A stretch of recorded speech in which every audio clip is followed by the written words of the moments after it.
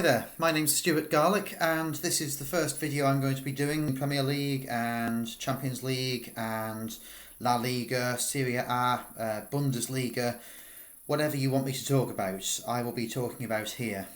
So I thought I'd start by talking about the Community Shield, and I'm actually really happy.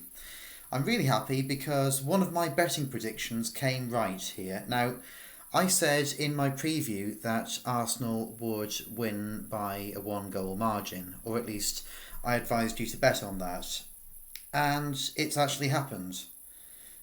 And the thing about the Community Shield for me was that it feels like things have almost turned on their head, because Arsenal look like the better prepared team out of themselves and Chelsea.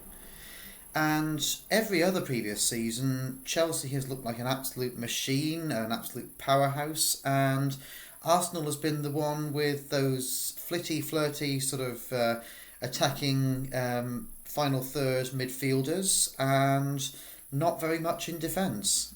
But this time, okay, the Arsenal defence was tested because Arsenal allowed Chelsea to attack in the second half, but after that brilliant goal by Oxlade-Chamberlain, who, by the way, is somebody who perhaps we've been taking for granted because he's English for too long, but what a great player. If he was Brazilian, we'd all be talking about him all the time. As it is, Arsenal fans are raving about him, and perhaps the rest of the country is catching up. But anyway, after Oxlade-Chamberlain's goal, they pretty much defended for the rest of the match, certainly for the whole of the second half. And I think that was maybe a good test for the Arsenal defence. You could argue maybe it was part of Arsene Wenger's game plan. And I do find it slightly worrying that Nacho Monreal looks so much like the weak version of Steve Rogers from the start of the first Captain America film. It's not good. It's not a good look to have one of your defenders permanently in that sort of worried pose, like something's about to happen or like he's left the gas on. It kind of freaks people out around him, but it worked, so who am I to say? Let's look at Wenger's master plan and how it's working in November, and if the players are on the treatment table or not. So Wenger's first win over Jose Mourinho, what does it actually mean? Well, it means that Arsenal at least go in with a psychological advantage into the new season, but the Community Shield isn't really something to base your whole season's predictions on. It's not a bit of fun, but it's close. It's as close as modern football gets to that. It's the final game in pre-season rather than the start of the regular season. So take it with a pinch of salt. Chelsea are still going to be a major force. Arsenal are going to be more of a challenger this season, finally. And now they've got Petr Cech, who made his only mistake at the end of the match when, instead of saying V for victory, he actually flicked the V's. Apart from that, he made no mistakes whatsoever. So as long as Petr Cech continues in that vein, and as long as his 33-year-old body can keep going for the whole of the season, then I think that they've got a chance of winning the title. Chelsea seem to have stood still, and it's not the first time Cesc Fabregas has gone missing during a big game. In fact, except for the World Cup final, I can't think of a time when... the Euro 2008 final.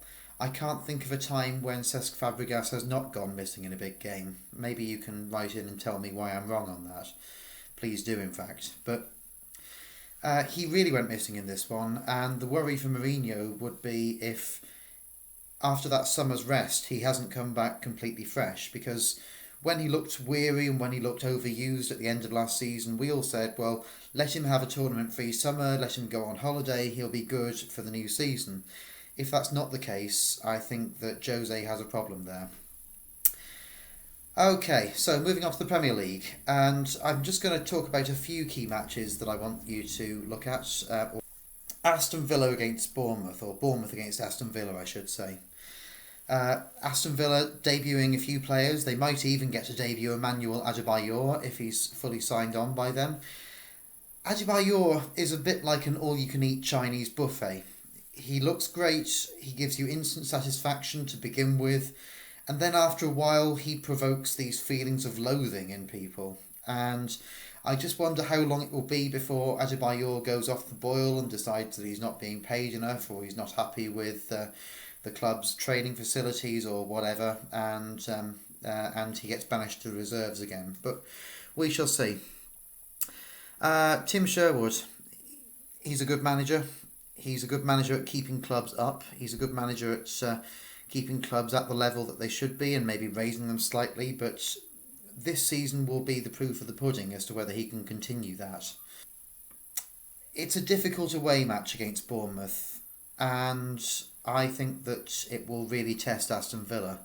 But I do also think that the odds that bookmakers are giving for Aston Villa to win are pretty long. In fact, they're actually too long, and I would say I would make Aston Villa the slight favourites really to beat Bournemouth, even for a first home game for the newly promoted club. I think that this will be a Villa win, and I think that if you put your money on that, you'll get a good return for it at the moment.